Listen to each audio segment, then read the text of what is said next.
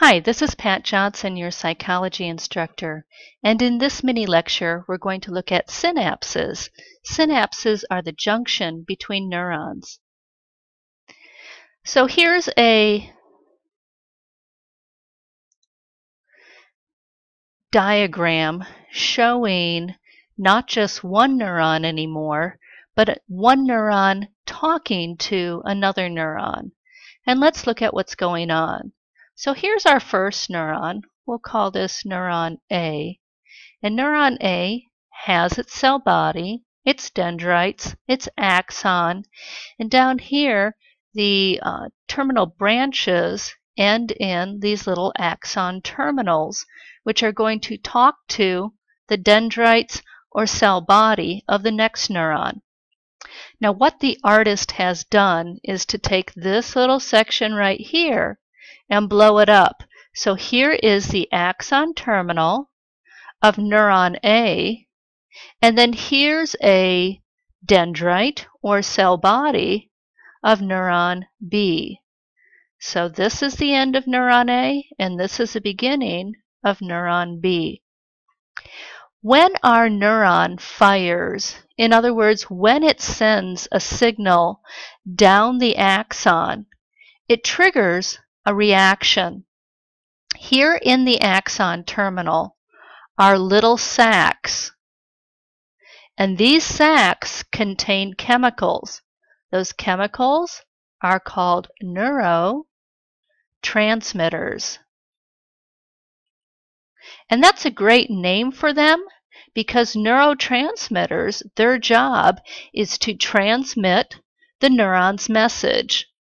So when our neuron fires, what happens is these little sacs containing neurotransmitters migrate to the edge of the axon terminal, and the membrane opens up, and these neurotransmitters spill into this little gap between neuron A and neuron B. If you can see right here, these two neurons don't actually touch. There is a small space in between. That's called the synaptic gap. And when neurotransmitters are spilled into the gap, they float around until they reach the membrane of the receiving neuron. So the job of those neurotransmitters is to get across that gap and then fit into receptor sites on the next neuron. After the next neuron either fires or doesn't fire, and let's take a look at that, two things can happen. It can either be an excitatory synapse or an excitatory signal, meaning making the next neuron fire, or it can be inhibitory, meaning keeping the next neuron from firing. So at every little synapse, and there are billions and billions of these, there are excitatory signals and inhibitory signals, and whether or not the next neuron fires depends on whether there are more excitatory signals or inhibitory signals. So for example, it's like a little math equation going on. If there's more excitatory signals than inhibitory signals, that next neuron will fire and send that message flying down the axon of the next neuron. If there's more inhibitory signals, that next neuron is not going to fire. It's like a car. You need both an accelerator and you need a brake for it to work smoothly, to have both on signals and off signals. So again, here's our diagram. You can see that the neurotransmitters have flown across the synaptic gap. They are either excitatory or inhibitory. And then this last picture here shows reuptake. And reuptake is like recycling. It means that the neurotransmitters go back across the synaptic gap, are reabsorbed into this axon terminal, and are held in this axon terminal until the neuron fires again. And this happens very, very, very rapidly. So there is a release, a fitting into the receptor site, the next neuron either firing or not firing, and then the neurotransmitters are reabsorbed. That's called reuptake. Here are some of the neurotransmitters that we have in our bodies, and this chart is not nearly complete. You have lots and lots of different types of neurotransmitters. Let's go down to acetylcholine. Acetylcholine is a long named neurotransmitter, so we just abbreviate it ACH. And here's acetylcholine's main function. It enables muscle action. In other words, if you're talking or taking notes or texting right now, you can only do that because acetylcholine is a neurotransmitter flying across your synapses, making the next neuron fire, which makes the next neuron fire, which ultimately joins to a muscle and makes the muscle contract. If you didn't have the neurotransmitter acetylcholine flying through your synapses in an excitatory manner, you would not be able to move a muscle. Do you remember this shape toy that babies play with? I actually have one of these that I use in my class to show that neurotransmitters have specific shapes. And these shapes have to fit into receptor sites. So any neurotransmitter can't fit into just any receptor site. The receptor site has to have the same corresponding shape as the neurotransmitter. The shapes of neurotransmitters are chemical shapes, and they're very complex. So instead of the shapes that we saw in the baby's toy, they're actually chemical shapes. Here's adrenaline, noradrenaline. Here's serotonin. Here's acetylcholine, the one involved in muscle contraction. And that neurotransmitter has to have the same corresponding receptor site. It's kind of like a lock and a key.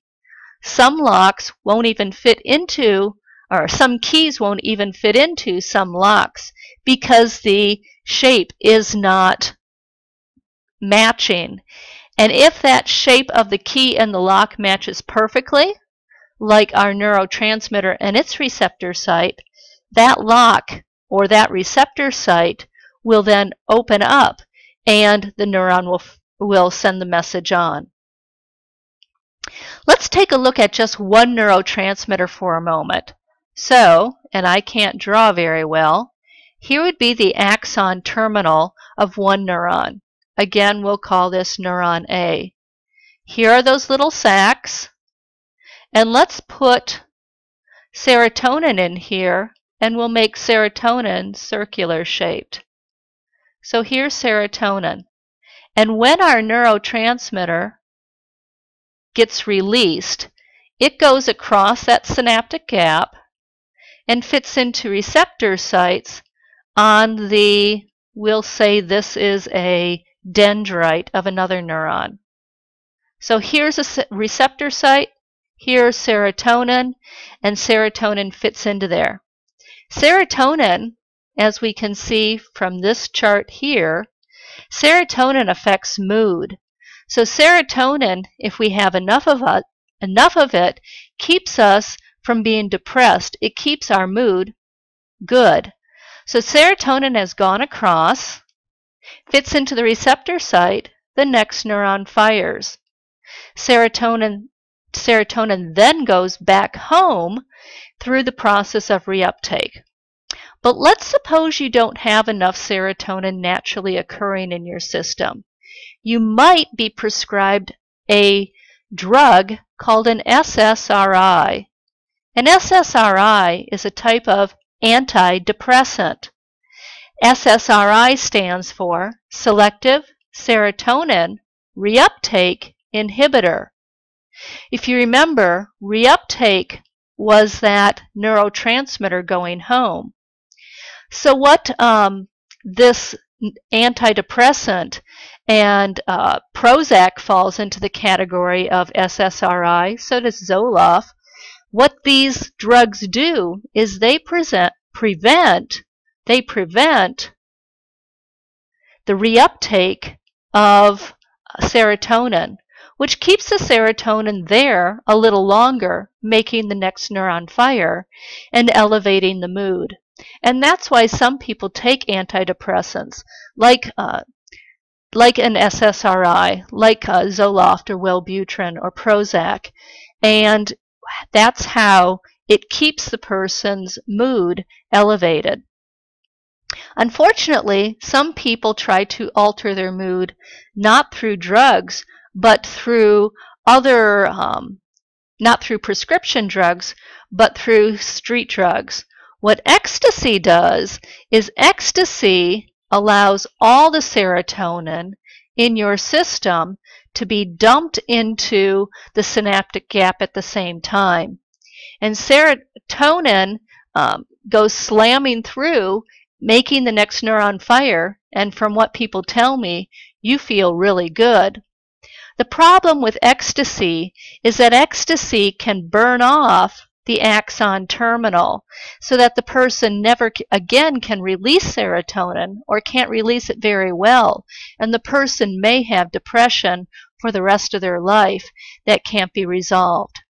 So that's one of the reasons that drugs like ecstasy are illegal, is because they can harm the nervous system, those serotonin receptors, the serotonin neurotransmitter, so profoundly.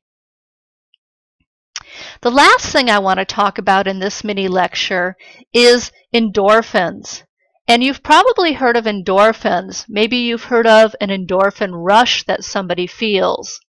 So endorphins weren't even discovered as a naturally occurring chemical in our system